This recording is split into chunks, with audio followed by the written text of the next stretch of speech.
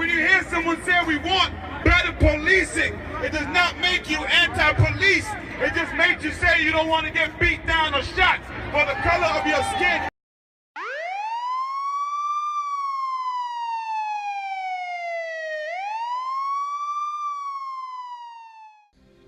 I am black.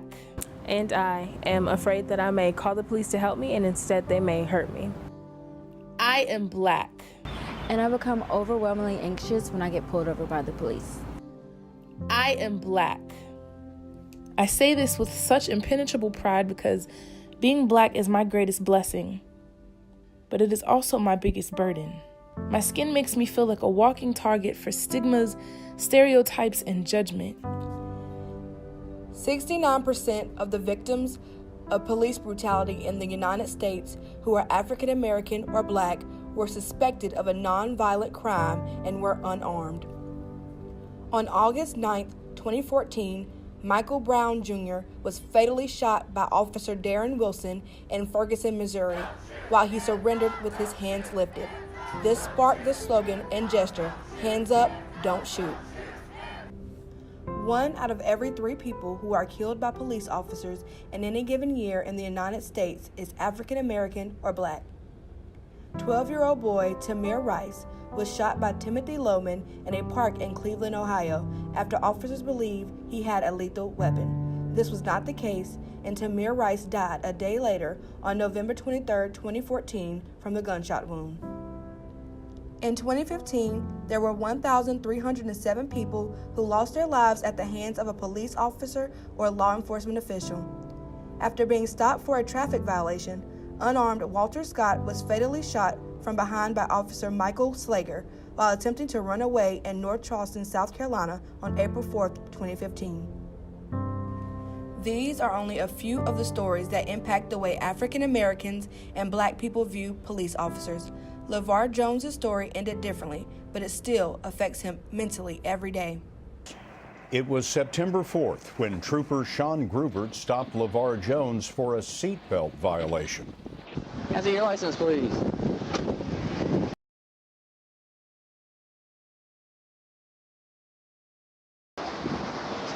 Get on the ground! Get on the ground! I just got my license. You said get my license. I grabbed my license right there. That's my license right there. Put your hands behind your back. Put your hands behind your back. Put your hands behind your back. Put your hands behind your back. Put your hands behind your back. What did I do, sir? Are you hit? I think so. I can't feel my leg. I don't know what happened. I just grabbed my leg. Rachel on 866, I need a 1052. Why did you shoot me? I'm asking the officer why he shoot me, things along that nature. And his response is a seatbelt. So the first thing I have to unpack is that this man just tried to kill me over a seatbelt. And people always ask, why did you apologize to this officer? Well, with his question, the way he was stating stuff towards me, you jumped out, or you jumped in the car, and you did this, and you did that, and it was like the blame was automatically being pushed on me. I'm laying on the ground, I'm bleeding, I got my hands handcuffed behind my back, like all that kind of stuff. That's not the right time to be asking people questions. My skin tells white strangers that I am armed and dangerous, ready to take from them. So the reality is you lay handcuffed, face on the ground, in a puddle of your own blood, and try to figure it out. You're trying to figure it all out, while officers walk up to you and just look at you and say stuff like, help is on the way. And you're telling yourself, I thought you were the help. Officer didn't even call for help until another car showed up. I sat back and my demand was justice, and only justice. Don't get weary. Don't get tired. Look at your neighbor and say, the destination is real. Justice is real. Equality is real. So when you look on your right and they're tired, and when you look on your left and they're tired, just keep on. Keep on. Keep on. African Americans are constantly bombarded by small acts of racism and then occasionally subjected to large acts of racism. And all of these experiences have a cumulative effect on an individual that can result in traumatization. And so I think the important thing to remember with African Americans, it's not just a single incident but it's things that are happening all the time that build up and contribute to this sense of fear and anxiety, and that the world's not a safe place. Understanding, first of all, where minority communities are in regards to their base level of trauma, I think is an important place to understand how they might interact with police and authorities in general, because that's going to be the base of where they start when it comes to some sort of brutality. So I think the department and the agencies need to do a better job of having their officers trained to know when a situation needs to be de-escalated, and if they can't, if they can't perform that task, having people on deck that can perform that task. Those can be all kinds of things, from the tone of voice that you use, the way you approach somebody, whether you stand over them or you sit next to them, or the kinds of questions you might ask, where you invite information rather than demand information, kind of that sort of, those interview techniques. They're allowed to be scared in the face of what they consider danger on the job. So it's frustrating when people just have overwhelming support where a cop could brutalize someone and the first thing they say is, well, let's see what they did to deserve the cop to do that. Yeah, you have to unpack all of that and then try to enter into everyday life, looking at these officers like they won't kill you in these streets. Yes, they will, and not think twice about it. A matter of fact, they will attempt to kill you in the street, go sit in their car and wait. Because of this, I feel this country will never be for me. I've watched countless officers unjustly murder my brothers and sisters on video and walk free, almost as if they're granted immunity from responsibility or accountability. It's ironic.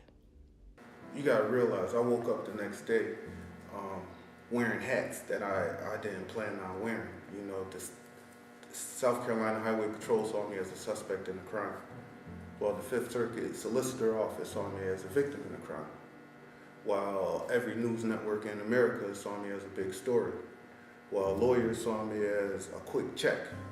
You know, and then through all that, I still had to be me. You know, the guy that goes to church, the guy that works, you know what I'm saying, the brother, the son, you know, the friend, the best friend. I had to still be all those people while wearing all those other hats. It got enough attention to get an officer locked up in South Carolina. I can't say that much. Though I am physically here, a part of me has died. My innocence is gone because familiarity breeds contempt. I am not content. I've realized what an evil world we live in. I am never okay. I cannot look law enforcement in the eye because, truthfully, white tears will always matter more than black lives. I really am a firm believer that if the power position in relationships doesn't take responsibility for what that power means and what they can do for good with it, I think it becomes very patronizing to talk to the minority communities about what they're going to do different, because they don't see a place of power oftentimes, and they are in a world that has already been living in this place where the white majority has power and the minority communities do not. And until people in the power positions can begin to be responsible with that power, begin to understand who they're dealing with and what behaviors mean what, I think that's where it has to start. You can't keep covering up wrong. That again goes back to accountability. If you continue to throw dirt over it, it's just gonna get worse. I wanted a big family at one point. I don't anymore. The tremendous loss I would feel if I lost one of my children to the system we call a government is unbearable to even think about. My solution is to not bring them here at all. I can't miss what never was.